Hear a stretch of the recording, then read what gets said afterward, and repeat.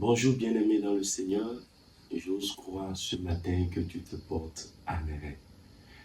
Grande est ma joie de vous retrouver encore en ligne ce matin et pour partager cet enseignement avec vous.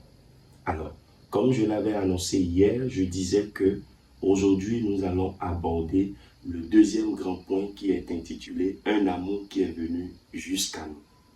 Un amour qui est venu jusqu'à nous. Oui, jusqu'à nous. Et rapidement, je vais vous donner un petit cœur qui dit: Tu n'as pas voulu les cieux sans nous. Alors Jésus, tu y es venu. Yeshua, ton amour a vaincu mon péché.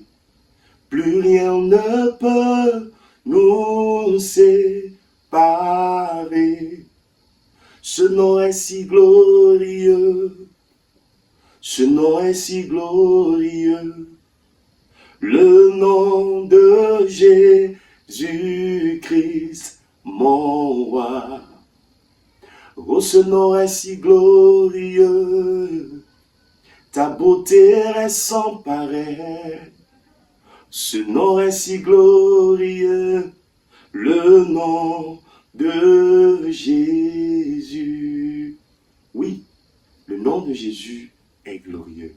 Son nom est glorieux et sa beauté n'a pas de pareil. Jésus, il est venu jusqu'à nous parce que Dieu nous aimait. Il ne veut pas que ce plan qu'il avait pour nous, ce plan qui était de passer avec lui l'éternité, que ce plan n'aille pas au bout. Alors, il a trouvé une solution. La solution, c'est que Jésus vienne pour se sacrifier. Oui, je disais hier que le souverain sacrificateur n'était pas parfait. Ce qui veut dire qu'il y a eu plusieurs fois de changements, de renouvellement au niveau des souverains sacrificateurs. Et nous avons connu beaucoup de souverains sacrificateurs. Parce que même le sacrifice que ces gens opéraient pour nous, une fois à l'année, au nom d'eux-mêmes et au nom du peuple de l'Éternel, ce sacrifice n'était pas parfait. Alors, la solution était quoi? Jésus allait venir et représenter lui-même le sacrifice pour que nous soyons soulagés, pour que nous soyons sauvés, pour que nous soyons vraiment à l'abri de tout ce que l'ennemi a programmé sur nos vies.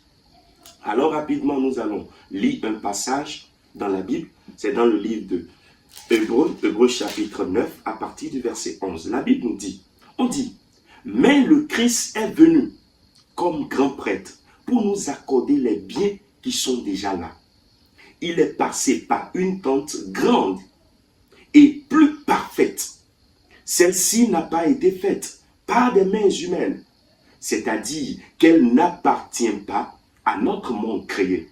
Le Christ est entré une fois pour toutes dans le lieu saint auprès de Dieu. Il n'a pas offert le sang des boucs et des taureaux, mais il a offert son sang à lui. Il nous a libérés pour toujours. Oui, la Bible dit qu'il nous a libérés pour toujours. Je disais hier que, à la fin de l'année, le sacrificateur doit rentrer dans le lieu très saint pour sacrifier un agneau, en son nom et au nom du peuple de l'Éternel. Et le sang de cet agneau devrait normalement couvrir en une année le péché que le peuple avait commis. Alléluia. Mais ce sang ne pouvait pas effacer le péché du peuple. Ce sang ne pouvait pas dépasser 1 an de couverture. Donc chaque année, ils doivent renouveler le même sacrifice. Et ici, le passage nous dit que Jésus est venu. Et la Bible dit qu'il n'a pas pris pas la porte de cette tente qui a été faite par les mains d'hommes. La véritable entrée. Alléluia. Alléluia. La Bible nous dit dans Jean 14, Jean 1, verset 14, il dit, et la parole a été faite chair, et elle a habité parmi nous. La solution de Dieu, c'était que Jésus vienne. C'était que Jésus vienne prendre la place, cette place-là, pour que nous soyons sauvés. Philippiens 2, versets 6 à 8 pouvait nous dire, lui qui existait en forme de Dieu n'a point regardé comme une proie à arracher d'être égal avec Dieu, mais s'est dépouillé lui-même en prenant une forme de serviteur. Il s'est dépouillé lui-même en prenant une forme de serviteur. Alléluia. C'est lui qui a payé le prix. Il fallait quelqu'un qui est sans péché. Il fallait quelqu'un qui soit pur et saint. C'était Jésus. Et la Bible dit, puisque par le passé, tous ceux qui naissent jusqu'à aujourd'hui, nous naissons avec le péché. Quand nous naissons, nous avons une nature pécheresse. Et pour briser ce lien de péché, qu'est-ce qui s'est passé?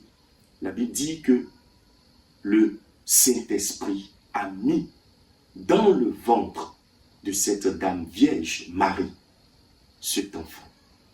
Il a rompu ce processus, cette façon de faire des humains. Et miraculeusement, Jésus est venu. Il est sorti sans péché. Il n'a aucune tâche. Et il fallait quelqu'un du genre, comme un agneau, pour aller mourir à la croix pour nous. Nous allons lire rapidement dans le livre de Matthieu, où la Bible nous dit, et voici le voile du temple se déchira en deux. Oui, le voile du temple se déchira en deux. Il est allé à la croix et il a rompu. Il a rompu ce sceau qui nous condamnait. Le grand prix a été payé. Jésus est vainqueur. Il a payé le grand prix. Et il dit que nous avons été sauvés par lui, en lui et pour lui. Que le Seigneur nous bénisse. Merci pour votre écoute. Alors demain, nous allons aborder le second point qui est intitulé « Un amour qui donne la vie et la victoire sur le péché ». C'est cet amour Dieu a pour nous. Un amour qui donne la vie et la victoire sur le péché. Soyez bénis et bonne journée à tout un chacun de nous. Père, je te bénis pour cette journée. Que ta paix et ta joie nous accompagnent. Au nom de Jésus, j'ai prié. Amen.